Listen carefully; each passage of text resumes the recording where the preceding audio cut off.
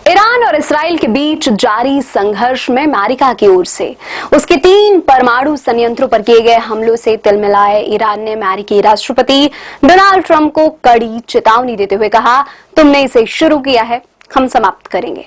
इन हमलों से पूरी तरह बौखलाए ईरान ने कहा है कि उसे भी अपनी संप्रभुता की रक्षा करने का पूरा अधिकार है और वह इनका पूरी ताकत से जवाब देगा। यूएनएससी की आपात बैठक में ईरान अपनी परमाणु फैसिलिटी पर हुए हमले को लेकर अमेरिका इसराइल पर खूब भड़का। ईरान ने यूएनएससी की आपात बैठक में अमेरिका और इसराइल पर कई गंभीर आरोप लगाए। ईरान ने कहा कि परमाणु फैसिलिटी पर हमला कर अमेरिका और इसराइल दोनों ही देशों ने कूटनीति को नष्ट करने का काम किया है। वहीं ईरान के आरोपों को अमेरिका ने निराधार करार दिया है। इस बैठक में चीन ने भी अमेरिका की तीखी आलोचना की। रूस ने भी ईरान परमाणु फैसिलिटी पर हुए हमलों को जमकर निंदा की है। संयुक्त राष्ट्र महासचिव एंटोनियो गुटेरेस ने न्यूयॉर्क में संयुक्त राष्ट्र मुख्यालय में सुरक्षा परिषद की आपातकालीन बैठक में शांति के लिए भावुक अपील की।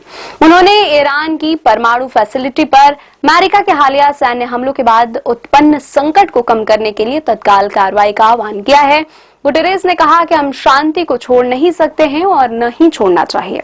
उन्होंने क्षेत्र में प्रतिशोध और गहरे संघर्ष के खतरों को रोकने के लिए तत्काल प्रयासों की आवश्यकता पर जोर दिया है।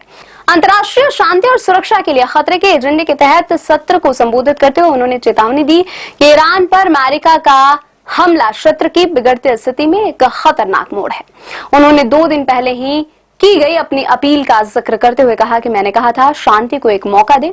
उस अपील पर ध्यान नहीं दिया गया। इसके बजाय अमेरिका द्वारा ईरानी परमाणु फैसिलिटी पर बमबारी ने पहले ही से ही संकटग्रस्त क्षेत्र में खतरनाक मोड़ ला दिया है। गुटेरेस ने सैन्य ताकत की निंदा करते हुए कूटनीति की वकालत की और ईरान के परमाणु कार्यक्रम के लिए विश्वसनीय, व्यापक और सत्यापन योग्य समाधान की मांग की है, जिसमें अंतर्राष्ट्रीय परमाणु ऊर्जा एजेंसी के निरीक्षकों को पूर्ण पहुंच शामिल है। उन्होंने कहा कि इस संकट की शुरुआत से मैंने मध्य पूर्व में किसी भी सैन्य कार्रवाई की निंदा की है। क्षेत्र के लोग विनाश के एक और चक्र को सहन नहीं कर सकते हैं। फिर भी हम अब प्रतिशोध के बाद प्रतिशोध के गर्त में उतरने का जोखिम उठा रहे हैं। इसे रोकने के लिए कूटनीति को जीतना होगा।